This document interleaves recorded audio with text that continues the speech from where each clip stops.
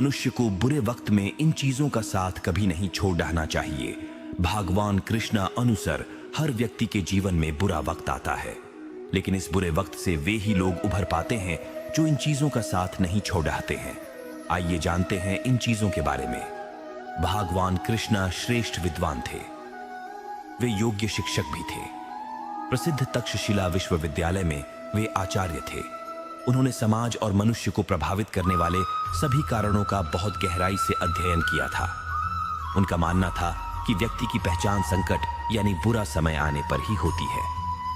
भगवान कृष्ण के अनुसार बुरा वक्त हर किसी के जीवन में आता है, लेकिन इस बुरे वक्त में जो धैर्य और संयम को नहीं त्यागता है वही इस बुरे वक्त से बाहर निकल पाता है। इसके अतिरिक्त उन्होंने कुछ और चीजों के बारे में भी बताया है जिन्हें मनुष्य को नहीं त्यागना चाहिए। खास तौर पर बुरे समय में, विपत्ति और संकट के समय यही चीजें व्यक्ति को जीने की राह दिखाती हैं। इन चीजों के सहारे ही व्यक्ति आगे बढ़ता है और अपने परिश्रम से बुरे वक्त से निकलकर सफलता का प्राप्त करता है। बुरे वक्त में धैर्य नहीं खोना चाहिए। मनुष्य के जीवन में जब बुरा समय आ जाए तो इससे घबराना नहीं चाहिए। बुरा समय भी व्यक्ति के जीवन में उसी तरह से होता है जैसे दिन के बाद रात। रात गुजरते ही फिर से सवेरा होता है। मनुष्य के जीवन में आने वाले सुख दुख के पल भी ऐसे ही होते हैं।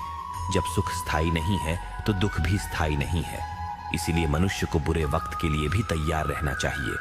बुरे वक्त को धैर्य के साथ गुजारना चाहिए। जो लोग धैर्य को त्याग देते हैं उनका जीवन संकटों से भर जाता है। संयम से लेना चाहिए। काम खराब समय जब भी आए तो व्यक्ति को बहुत ही गंभीर हो जाना चाहिए और बेधि संयम से काम लेना चाहिए। बुरे वक्त में एक गलत फैसला मुसीबत को बढ़ा सकता है, इसीलिए बहुत सोच समझकर ही कदम उठाना चाहिए। अच्छे समय का इंतजार करना चाहिए। क्रोध पर काबू रखना चाहिए। मनुष्य का खराब समय हो तो उसे क्रोध से बचना चाहिए। तनाव के कारण क्रोध आना स्वाभाविक है, लेकिन इससे हर संभव तरीके से बचना चाहिए। बुरे समय में क्रोध आग में घी का काम कर सकता है और एक नई मुसीबत को जन्म दे सकता है। परिश्रम करते रहना चाहिए। कितना ही खराब समय आ जाए व्यक्ति को बैठे नहीं रहना चाहिए। लगातार परिश्रम करते रहना चाहिए। परिश्रम ही व्यक्ति को इस संकट से निकलने में मददगार होता है। हिम्मत हार कर हाथ पर हाथ रखकर बैठ जाने से बुरा वक्त नहीं जाएगा। इसके लिए सतत परिश्रम करते रहना चाहिए। भगवद गीता में भगवान श्री कृष्ण कहते हैं, मन का बेचैन होना उसका स्वभाव है। हमारे मन को लगता है कि अगर वह अलग अलग बातों के बारे में सोचता रहेगा तो हमें आने वाली हर मुश्किल और मुसीबत से बचा लेगा, पर ऐसा होता नहीं है। हम अपने जीवन का काफी अधिक समय सोच विचार करके परेशान होने में निकाल देते हैं। भगवान श्री कृष्ण कहते हैं कि मन का यह स्वभाव बदलना मुश्किल जरूर है, असंभव नहीं।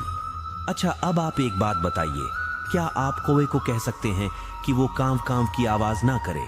या फिर क्या आप किसी मेंढक को कह सकते हैं कि वह पानी देखते ही ऊंची छलांग ना मारे? हमारे मन का भी कुछ ऐसा ही है। जीवन में कुछ भी होता है, अच्छा या बुरा, हमारा मन उस पर कांव कांव कांव करने लगता है। कांव कांव से मेरा मतलब है चिंता करना, व्याकुल होना। कोई बुरी बात होती भी नहीं है और मन परेशानी की ऊंची ऊंची लपटें लेने लगता है।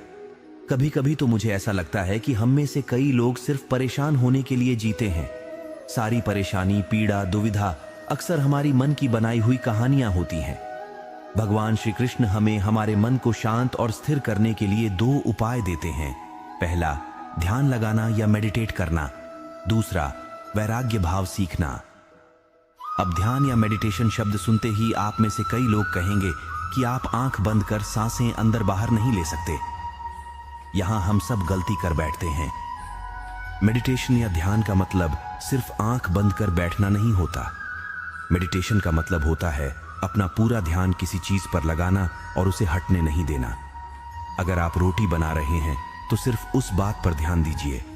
अगर आप पिक्चर देख रहे हैं तो अपना पूरा ध्यान पिक्चर पर लगाएं। यह मत सोचिए कि पिक्चर देखकर आप अपना कितना वक्त बर्बाद कर रहे हैं। जब आप जीवन के हर छोटे बड़े काम को पूरे ध्यान से करते हैं तो आपका जीवन ही एक मेडिटेशन बन जाता है।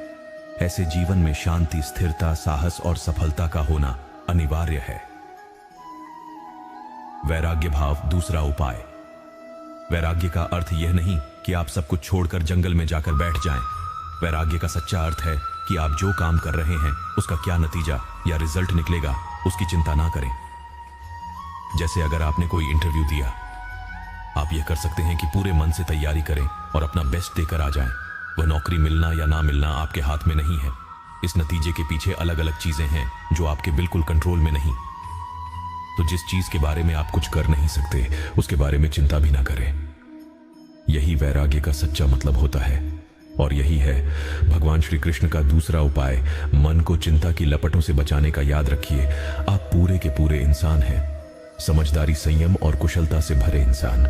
आपका मन जब भी कौए की तरह अलग अलग बातों पर आपको परेशान करने लगे, तब अपने मन को भी प्यार से समझाइए और शांत कर लीजिए।